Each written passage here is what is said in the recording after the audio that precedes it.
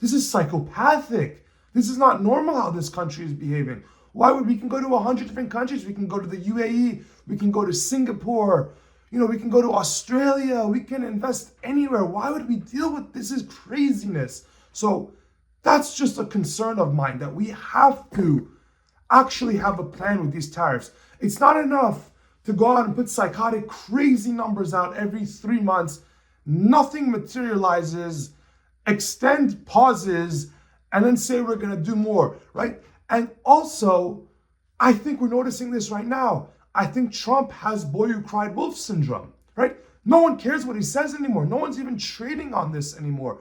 That's not good. First of all, it's not good for the prestige of our country that the president of the United States says really material economic statements and markets don't even flinch on them because they don't take him seriously, right? But beyond that, what happens when he actually has to get a message across? When he has to actually do something? What if another COVID crisis, as an example, came around?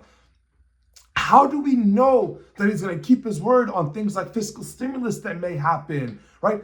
If the market doesn't believe him anymore, trust is like an eraser. The more you wither away at it, eventually it's gone. There's no more eraser left, and you can't use it anymore. So that's just a philosophical take that I've had. And again, my personal belief is that at the end, he's going to back down on these tariffs again, right? He's got people that are smart in the Oval Office that know he cannot go through with this, right? First of all, there's not even much of a reason to be tariffing countries like this. As an example, with the European Union, we have, let's say, $100 billion deficit on $1 trillion worth of trade. But guess what? The United States, we are the one we're selling them financial services. We're selling them tech software, right? We're selling them Goldman Sachs advisory work.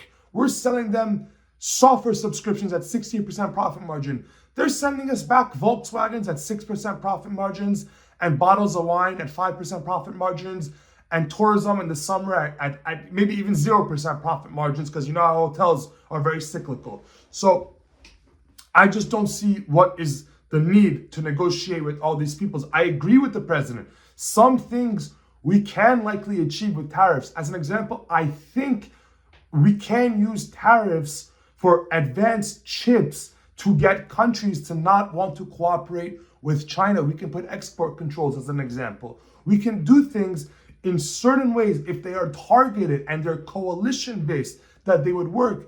But just, again, I don't know why, it feels like we're back to Liberation Day.